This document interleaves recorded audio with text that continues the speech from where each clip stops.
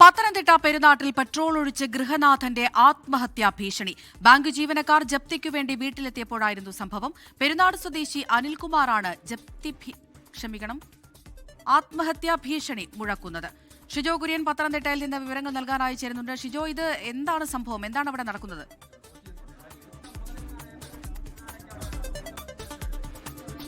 അമൃത, പത്തനംതിട്ട പെരുന്നാട്ടിൽ അനിൽകുമാർ ഏതാണ്ട് 2013 കേരള ബാങ്കിൽ നിന്ന് ഏതാണ്ട് 13 ലക്ഷം രൂപ ലോൺ എടുത്തിരുന്നു. അത് തിരിച്ചടയ്ക്കാൻ കഴിയാതെ വന്നതോടുകൂടി വലിയ പ്രതിസന്ധിയിലായിരുന്നു അദ്ദേഹം. ഇപ്പോൾ അദ്ദേഹത്തെ ജപ്തി ചെയ്യാൻ വേണ്ടിയിട്ട് ബാങ്ക് ഉദ്യോഗസ്ഥർ വീട്ടിലേക്ക് വന്നപ്പോൾ അദ്ദേഹത്തെ പെട്രോൾ ഒഴിച്ച് ആത്മഹത്യ ചെയ്യുമെന്ന് ഭീഷണിപ്പെടുത്തുകയാണ് ചെയ്തത്.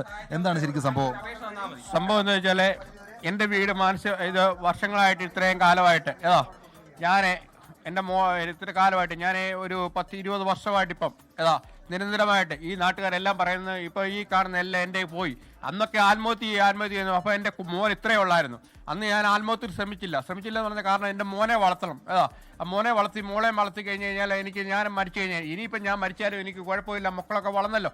അപ്പം ഞാൻ അന്ന് തൊട്ട് കിടന്ന് നിങ്ങളെല്ലാം പറയും, ഞങ്ങളെല്ലാവരും പറയും, എല്ലാ ചാനലുകളും ഞങ്ങളെ ഒരു നേരം ആഹാരം കഴിക്കുന്ന ആരും കൊള്ളാം, എങ്ങനെ ആരും കൊള്ളാം, സർക്കാരിൽ നിന്ന് അല്ലാതെ ഞങ്ങളെ കഴിക്കാനോ ആരെയും മുന്നേ പറയാനോ ഇപ്പം ഞങ്ങൾക്ക് ആരും മുന്നേ പോയി കൈ നീട്ടാനോ ഞങ്ങൾ പണ്ട് നോക്കുമ്പോൾ എല്ലാ വീട്ടുകാരും വലിയ ആൾക്കാരൊക്കെയാണ്. അപ്പം ഞങ്ങൾ അങ്ങനെയൊന്നും ആരെയും മുന്നിലില്ല. ഇന്നിപ്പം സമൂഹത്തിന് മുന്നിൽ തുറന്നു പറയുന്നത് എനിക്ക് നാണങ്ങേടുന്നോ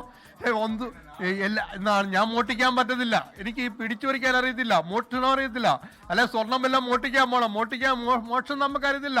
നമുക്ക് ഈ റബ്ബറിന്റെ കച്ചവടമാണ്, അത് കള്ള കച്ചവടം എന്ന് വെച്ചാൽ വില പറഞ്ഞു ഇപ്പുറത്തെടുത്തു അങ്ങനെ കൊടുത്തുള്ള കച്ചവടമാണ്.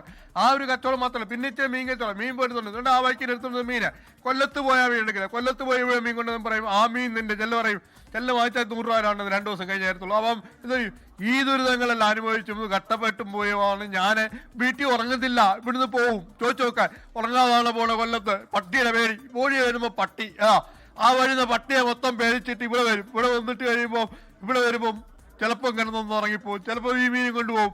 ഈ പട്ടിയെ പേടിക്കണം, ഈ സർക്കാരെ പേടിക്കണം, ആരെല്ലാം പേടിക്കണം. ആ പട്ടിയെ പിടിക്കും. ഹൈക്കോടതി വിധിയുണ്ട്. ഈ ഹൈക്കോടതി വിധി പട്ടിയെ പിടിക്കണം, ഹൈക്കോടതി വിധിയുണ്ട്. ഇന്ന് ഹൈക്കോടതി നടപ്പിലാക്കുന്നുണ്ട്. ഇവിടെ നമ്മൾ 2013 ലോൺ എടുത്തു, ഇപ്പോൾ അടയ്ക്കാനുള്ള നിർവാഹമില്ല, വന്നപ്പോഴത്തേക്ക് ആത്മഹത്യ തീരുമാനിച്ചത്. അടയ്ക്കാനെ കൊണ്ട് ഒരു നിർഭാവവും ഇല്ല, ഒന്നുമില്ല. എനിക്ക് അടയ്ക്കാൻ നിർഭാവമില്ല, എനിക്കിവിടെ മരിക്കുക എന്നുള്ള നിർഭാവമേ ഉള്ളൂ. ബാങ്കുകാർ പറയുന്നത് ഇത്രയും വർഷമായി നിങ്ങൾ കുറച്ചെങ്കിലും അടയ്ക്കുക എന്നാണ് പറയുന്നത്. ബാങ്കുകാർ ഞാൻ ചോദിക്കട്ടെ, ബാങ്കുകാർ വലിയ ഇവിടെ ഒരു കറണ്ട് നിസ്സാരം ഒരു സാധാരണപ്പെട്ടവന്റെ വീട്ടിൽ ഒരു കറണ്ട് വീസ് പോയാൽ ഇന്നൊരു കറണ്ട് സാധാരണപ്പെട്ടവന്റെ വീട്ടിൽ നിന്ന് ഒരു കറണ്ട് കട്ട് ചെയ്ത് കഴിഞ്ഞാൽ അന്നേരം ആ കട്ട് ചെയ്യുന്ന കറണ്ട് അന്നേരം കട്ട് ചെയ്യും. ഇന്നാ ഞാൻ 1 കോടി 2 കോടി വലിയ വന്നന്മാരുടെ ഒരു വീട്ടിൽ ഒരു കറണ്ട് കട്ട് ചെയ്യാൻ ഇവർ പോവോ? ഇപ്പോൾ ജില്ലാ സഹകരണ ബാങ്കിൽ നിന്ന് എത്ര രൂപ ലോൺ എടുത്തത്? ജില്ലാ ബാങ്കിൽ 13 ലക്ഷം രൂപ ലോൺ എടുത്തിട്ടുണ്ട്. 5 ലക്ഷം രൂപ അടുത്തോളം അടച്ചിട്ടുമുണ്ട്. അത് മൊത്തം പലിശക്കകത്ത് പോയിട്ടുമുണ്ട്. ബാക്കി 13 ലക്ഷം രൂപ ഞാൻ അടയ്ക്കാൻ തയ്യാറാണ്. 5000 രൂപ വെച്ച് എല്ലാ മാസം ഞാൻ അടയ്ക്കാൻ തയ്യാറാണ്. ബാങ്കുകാരോട് ചേട്ടൻ പറയാനുള്ളത്? എനിക്ക് ബാങ്കുകാർ പറയാനുള്ളത് എല്ലാ മാസവും ഞാൻ 5000 രൂപ വെച്ച് അടയ്ക്കാം. അതല്ലാതെ എനിക്ക് പറയാം വണ്ടിയുടെ ഇൻഷുറൻസ് പോലെ എനിക്ക് 5000 രൂപ അല്ലാതെ എനിക്ക് വലിയ സമ്പാദ്യങ്ങളോ മറ്റു കാര്യങ്ങളോ അല്ലെങ്കിൽ എനിക്ക് വലിയ ബിസിനസ്സോ സ്വർണ്ണത്തിന് ബിസിനസ്സോ ഒന്നുമുള്ള ആളല്ല ഞാൻ.